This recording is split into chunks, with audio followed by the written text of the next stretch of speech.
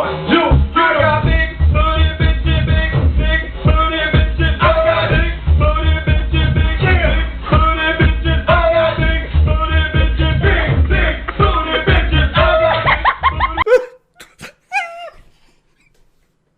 I just can't do it. I can't take this shit anymore, man. Nice to see that they'll be making at least one brand new monster. If it's designed by Tencent, I don't expect a good design at all, but that'll certainly draw more eyes to Outlanders.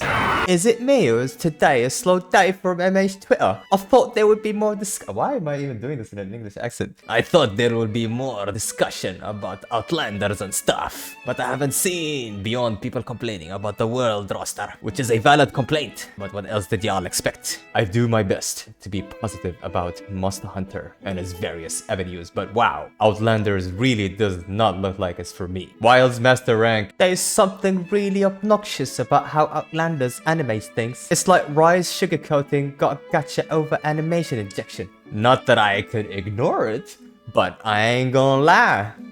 I like it. Huh? What? I'm confused. I'm so disappointed. I don't even know what to think. I'm playing my world, Rise and Wild. I'm not playing this, unfortunately. I'd rather spend $70 on my Monster Hunter game if I get exactly what I want. Not this. Oh, snap. Oh!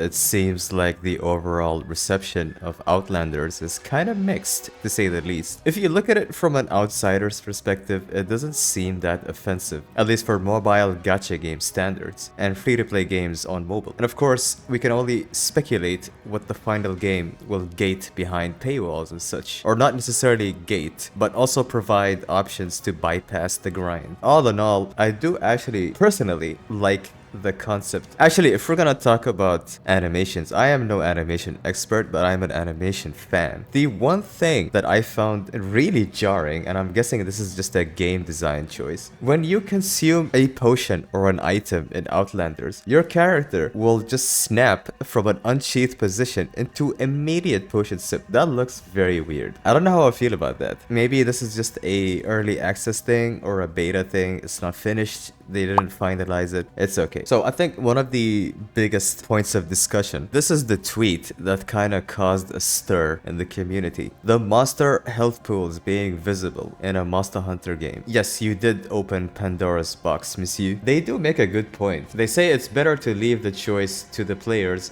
rather than imposing something. To be fair, you can toggle this off, and this, in my opinion, should be off by default. I have not played Outlanders. I've only been spectating this whole thing. There's actually a bunch of things you can turn off. The monster attack warnings, damage numbers can be made invisible if you want it. The in-match DPS leaderboard, oh my god. I'm a big fan of making features toggleable. You know, I mentioned something about a specific recent Monster Hunter game. Hopefully no one gets upset, but this is exactly what I mean. I don't mind features being introduced for accessibility, but just give me the option to turn it off. Being the mechanical nerd that I am, there isn't much for me to say about Outlanders combat. It has the world assets, including the sound effects. It has the world roster. We got simplified controls and even simpler controls. I'm just gonna call them modern controls because this is a Capcom thing, right? But it's also made by Timmy, so I don't know. We got part-based true lock-on akin to MH now, and that's kind of it. It's just a simpler Monster Hunter with some accessibility, right? And it's a gacha game. Here's the thing though, I am no gacha expert. I can't really speak too much about this. However, I found someone. So for my first collaboration on this channel, we're gonna switch venues to the Goon Cave. We got a special guest in the building. My good friend Key is an expert on all things gacha. So tell me a little bit about yourself, yeah? Oh, me on all things expert gacha? Oh my god. Well, the one thing that I would say is I have my fair shares of gacha stuff. You know, I play most of the gacha games, but let's just say I got bored of them and I just ditched them. But one thing that I can actually tell about myself is just I like playing video games a lot. If I see something, I like it. And if I see something and I don't like it, I don't play it. But I actually do enjoy gacha games. If you have a good combat and cool characters and also sexy hot male characters, then I'm down for that, you know? I see. Alright, alright. You got any Monster Hunter background? The only Monster Hunter background that I can actually say is just, well, as a person that, and I know I'm gonna get comments for this, Oh, My first Monster Hunter game, literally like proper Monster Hunter, was Monster Hunter Wilds. Such a very enjoyable game. I really do love it a lot. I love the monsters. I love the fights. I first started as a Switch Axe, and then I moved on to being an Entaglaber, expert on the mounting of the monsters. I have mounted every single monster 4 times on Omega, by the way. damn, that's an achievement. Yeah, 4 times on Omega and every single phase. Yeah. But Interesting. yeah, my proper game of like grinding stuff, getting like the weapons and everything, it's literally Monster Hunter Wilds. However, my Okay. first experience of Monster Hunter was actually on Rise, which was the Switch version. Let's go. Yeah, Monster Hunter Rise. I didn't play too much of Rise because I just basically did Mach Namalo, and that's it. I didn't even do high rank. I just stayed on low rank. Because A, I didn't have people to play with. B, it was the Switch version. And C, it was a lot of time consuming, and I was in that time still studying, and also I was still in high school or in college, and it was just kind of difficult to try to get into the game. But hey, at least Wilds is actually a good game to, you know, start properly playing a Monster Hunter game. Well, to me, it counts. You're a Sunbreak baby, just like me. So that Oh, I didn't counts. even start a Sunbreak. It was just literally pure vanilla Rise. No, it counts because I said so. Anyway, okay, I'm gonna change this. I was really hoping that you'll be a world fan because this question needs to be modified now. Okay, let's just say let's say you're a diehard Monster Hunter fan, and if this Monster Hunter game was Monster Hunter Wilds, and if its assets were given to some random Chinese mobile game developer that happens to be heavily tied with gacha business, how would you feel? Tough one, tough one. Alright.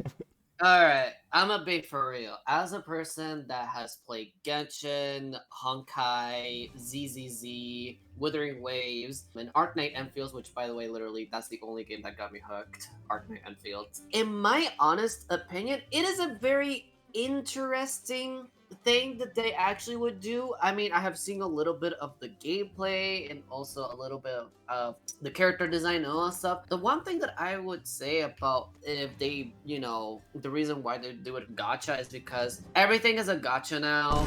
It blew up when Genshin came out, and then so many other games out there literally just kept going with the gacha stuff. The Disney racing game that is a gacha game. There's like the Mario that is a gacha game. I mean, think it works, right? it does work, but into a certain time it does. Because here's the thing, I played the hell out of Genshin and then I got bored of it because you just basically had to wait for the update and you just have to wait for a character to come out.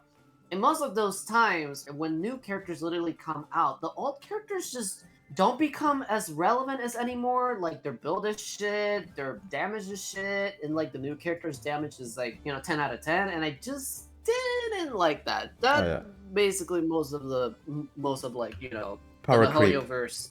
Yeah. Yeah, most of the Mihoyo-verse like games, and also a little bit of Withering Waves, which is Kuro. I feel like that's gonna happen to Enfield, but yeah. You think I this hope it is doesn't. your main like concern? Just the power creep, the inevitable power creep, yeah? Yeah, and Okay. another thing that I would say is like when it comes to if you're putting gacha and also Monster Hunter in the same sentence or as in the same word, it will be interesting. Like, what are we getting? Like, we're getting like different types of like weapons, like, you know, like S rank weapons. Are we getting like S rank monsters? Like, are we pulling for monsters? Like, you know, it's kind of an interesting take. You know, it is an interesting take for it. But as a diehard fan, for Monster Hunter, I see it. It would be interesting, but however, some people will actually be upset if it is a gacha game because that happened with Destiny. Destiny has a huge community with it, and when they found out that they actually have a game that came out on the phone, but is actually a gacha system, some of them were literally upset and just stay on Destiny 2. It's actually worse than you think. It's a gacha Monster Hunter with a DPS UI or DPS meter for the whole team. So Oh, great. yeah. Oh, great. Oh yes. Sounds awesome, That doesn't sounds very good choices, I guess. it? That is Yes. interesting. Like I said, that's interesting. Huh. Mhm. Okay. So my final question for you, and I guess we can just freestyle from here. Will you try out Outlanders? Will you give it a shot So, at least? well, in all honesty, the game looks cool. The game actually does look interesting. However, am I going to try it out? Probably not. Let's I just be am completely shocked. honest. What? Well, to be completely honest, it's a gotcha game, and like I said, the characters look interesting, and I mean very interesting at the least. Mm-mm. Uh, Mm-mm. sorry, something caught up my throat. I see, I see, okay.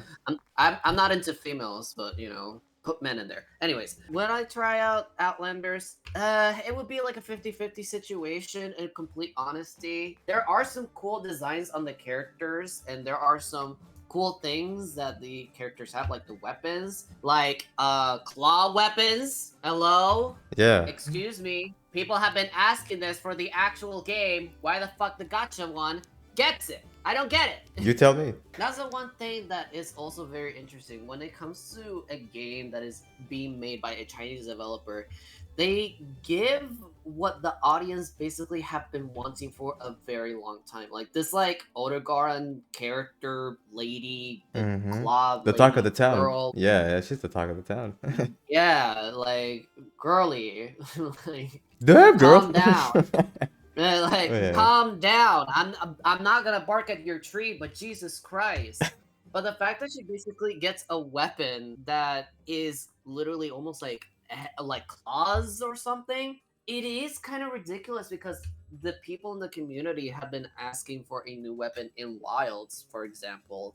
They have been asking for to actually get a new weapon, and that would be like a claw one, like almost like dual blades. But so it's kind of like interesting. It looks okay to be in a mobile game. If a person like me that plays gachas, like I said, there's just so many gachas out there that is just kind of hard to get into. Plus, money situation is one of them.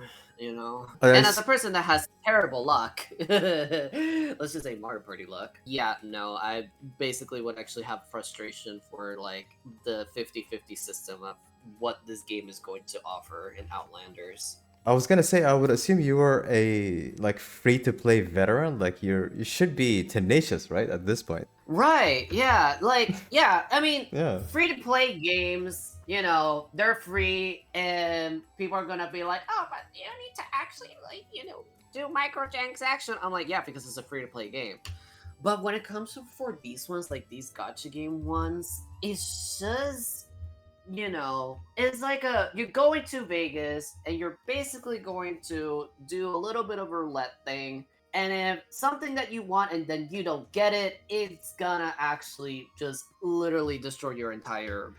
It feels like it's going to destroy your entire life. Let's just be honest, because I know a lot of Yeah. people are gonna pull that for that Otogaron girl. What is her name actually? I think it's Or is Keres. this Karis? Yeah, Keres, if I'm not mistaken. I would know because I did something I with that. yeah. With I that booty. wouldn't care less for her. I mean, it's alright. Like, I mean, I know who they're trying to target with that ass.